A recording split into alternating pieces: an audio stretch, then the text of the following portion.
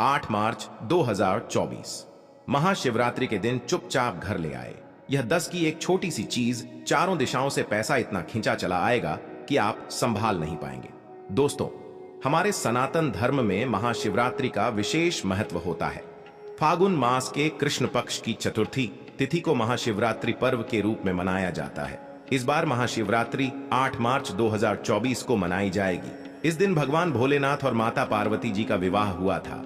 महाशिवरात्रि का ही जो पर्व है उसकी तिथि क्या है, सबसे पहले आप वो नोट कर लीजिए। महाशिवरात्रि की चतुर्थी तिथि की शुरुआत 8 मार्च को रात 9:05 पर होगी और तिथि का समापन शाम 6:01 पर होगा। उदया तिथि के अनुसार महाशिवरात्रि 8 मार्च को ही मनाई जाएगी। महाशिवरात्रि का पूजन निश्चिता काल में किया जाता है। दोस्तों, बहुत ही ध्यान दीजिएगा। महाशिवरात्रि का जो दिन होता है वह बहुत ही खास होता है।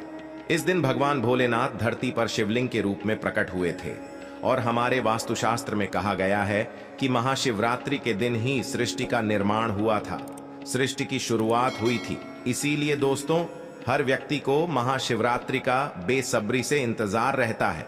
कहा जाता है कि महाशिवरात्रि के दिन की गई कोई भी पूजा साधना क्रिया से हमको साक्षात भगवान भोलेनाथ का आशीर्वाद प्राप्त करवा सकती है। दोस्तों, अगर आप भी चाहते हैं कि भगवान भोलेनाथ का आशीर्वाद आप पर और आपके पूरे परिवार पर सदैव बना रहे तो कमेंट बॉक्स में तुरंत लिख दीजिए ओम। देखिए दोस्तों, हिंदू धर्म में कई पुराण हैं, जैसे कि गर्भ पुराण, अग्नि पुराण, स्कंद पुराण, शिव पुराण, और हर एक पुराण में इस चीज का वर्णन साफ साफ मिलता है। अगर कोई भी व्यक्ति महाशिवरात्रि के दिन भगवान भोलेनाथ की थोड़ी सी पूजा साधना क्रिया पूरे मन से कर लेता है, अगर सुख समृद्धि प्राप्त ना हो, तब आप कहना भगवान भोलेनाथ की साधना करने से भगवान भोलेनाथ का ऐसा वरदान आपको प्राप्त हो सकता है जिससे आपके जीवन से हर परेशानी जड़ से खत्म हो जाएगी। दोस्तों, यह बात आप सभी ने सुनी होगी। हर व्यक्ति इस बात को जानता है कि भगवान भोलेनाथ बहुत ही भोले स्वभाव के होते हैं। अगर कोई भी व्यक्ति थोड़ी सी कोई पूजा और उनकी साधना कर ले, तुरंत ही वह प्रसन्न हो जाते हैं। और अगर महाशिवरात्रि के दिन अगर आप भगवान भोलेनाथ को सिर्फ एक लोटा जल भी चढ़ा देते हैं लोटे में भर के, तो भगवान भोलेनाथ जी के बीज मंत्र बोल देने मात्र से साक्षात आपको भगवान भोलेनाथ का वरदान प्राप्त हो जाता है, जिसके बाद आपके जीवन में कितनी ही बड़ी से बड़ी परेशानी क्यों ना हो, वह टिक नहीं पाती है। कितना ही बड़ा कष्ट क्यों ना हो, कितनी ही बड़ी दिक्कत क्यों ना हो, हमेशा के लिए खत्म हो जाती है। और यह बात आप भी जानते हैं कि भगवान भोलेनाथ अगर किसी व्यक्ति को आशीर्वाद दे देते हैं तो उसको साक्षात काल भी उसका कुछ नहीं बिगाड़ पाता है। दोस्तों, एक बात ध्यान रखिएगा, वास्तुशास्त्र के अध्याय नंबर 71 में लिखा हुआ है कि अगर आप पूजा नहीं करते हैं तो कोई बात नहीं, लेकिन अगर आप पूजा गलत तरीके से करते हैं तो आपको देवी देवताओं का क्रोध झेलना पड़ सकता है। कहने का मतलब मेरा यह है दोस्तों कि अगर महाशिवरात्रि के दिन आप पूजा करना चाहते हैं तो कृपया करके ध्यान से कीजिएगा, गलत विधि विधान से मत कीजिएगा, क्योंकि जाने अनजाने आपकी ऐसी ही गलतियों की वजह से आज आप इस हाल में हैं। इसे ही किस्मत कह रहे हैं, लेकिन यह जाने अनजाने में आप ही के द्वारा कभी ना कभी की हुई गलतियां हैं, जिनका फल आप इस दोष के रूप में अपने जीवन में भोग रहे हैं। हमारे कर्म ही आगे जाकर हमारे किस्मत का रूप ले लेती है। महाशिवरात्रि के दिन जिसको भी भगवान भोलेनाथ का क्रोध देखना पड़ जाए, उसके जीवन में कभी वह तरक्की कर नहीं पाता है। ऐसे व्यक्ति के जीवन में हमेशा कष्ट बना रहता है, रोग बना रहता है, शरीर में पीड़ा बनी रहती है, मानसिक तनाव से घिरा रहता है, ग्रह दोष शुरू हो जाते हैं। लेकिन अगर आप भगवान भोलेनाथ को महाशिवरात्रि के दिन सही तरीके से पूजा साधना कर लेते हैं, मंत्र जो मैं बताऊंगा वो बोल देते हैं, जो चीज मैं अभी आपको बताने जा रहा हूं वास्तुशास्त्र के हिसाब से वो चढ़ा देते हैं। शिव पुराण में यह बात साफ लिखी हुई है कि मान के चलिए आपको जीवन में कभी कोई मनोकामना ऐसी होगी नहीं जो तुरंत पूर्ण ना हो जाए। देखिए, भगवान भोलेनाथ जो है, कुछ चीजें उनको बहुत ज्यादा प्रिय होती हैं और कुछ चीजें हैं जो बिल्कुल ही उनको पसंद ही नहीं है। तो अब मैं आपको हर एक चीज बताने जा रहा हूं। क्या आपको चढ़ाना है, क्या नहीं चढ़ाना है, क्या आपको घर में लेकर आना है, किस दिशा में रखना है, हर एक चीज बताने जा रहा हूं। ध्यान से सुनते हुए। चलिए देखिए, ये जो महाशिवरात्रि है वह कई सारे योग लेकर आई है। सबसे बड़ी चीज, ये जो शिवरात्रि है वह शुक्रवार के दिन पड़ने जा रही है, यानी कि धन आगमन आपका 4 गुना बढ़ने वाला है। और इस महाशिवरात्रि पर कुल 18 तरीके के योग बनने जा रहे हैं। पिछली बार महाशिवरात्रि पर केवल 12 तरीके के योग बने थे और इस बार कुल 18 तरीके के बनने जा रहे हैं। इसमें से कुछ योग ऐसे हैं: पंचग्रह योग, अमृत योग, धनिष्ठा योग, इसी के साथ शब्द योग, इसी तरीके से 18 योग बनने जा रहे हैं। और आप हर एक योग का लाभ उठा सकते हैं, फायदा उठा सकते हैं, भगवान भोलेनाथ को ठीक तरीके से पूजा करके प्रसन्न कर सकते हैं।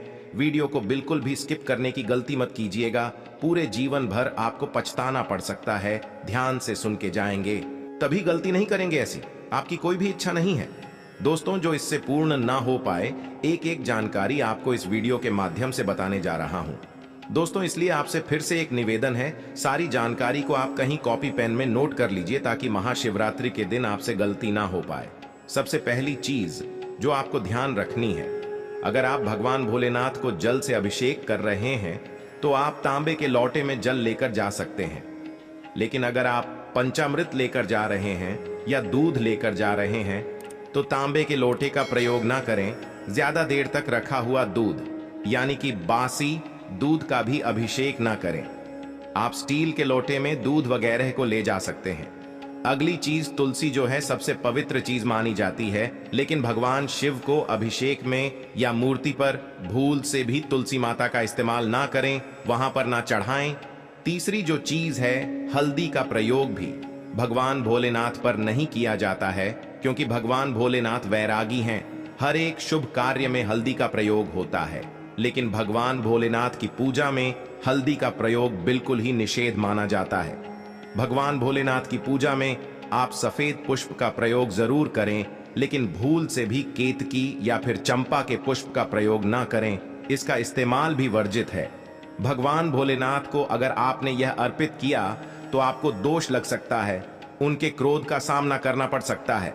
देखिए, महाशिवरात्रि जो कि 8 मार्च को पड़ रही है, इस दिन तामसिक भोजन गलती से भी आपको नहीं खाना है। इससे भगवान भोलेनाथ क्रोधित हो जाते हैं और आप पर कई सारे ग्रह दोष लग जाते हैं।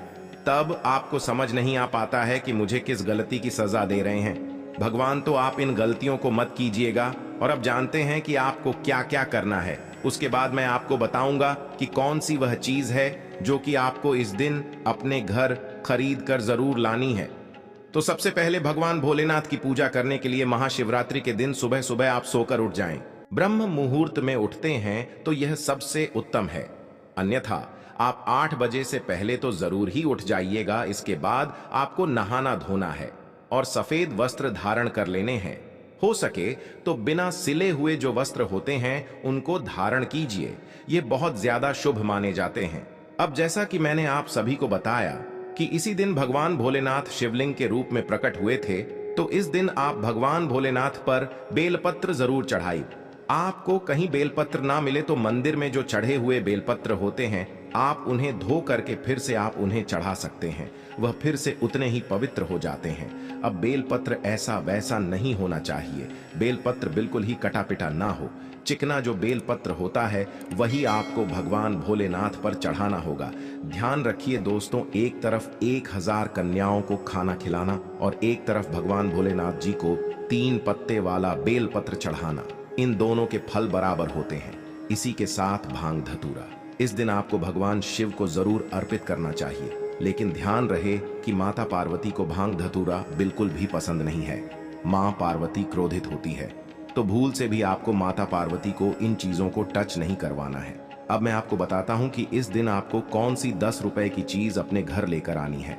तो इस दिन हो सके तो आप अपने घर में पीतल की शिव परिवार की जो प्रतिमा होती है, मूर्ति होती है, वो जरूर अपने घर लेकर आइए। महाशिवरात्रि के दिन लेकर आना, ये सबसे ज्यादा शुभ माना जाता है।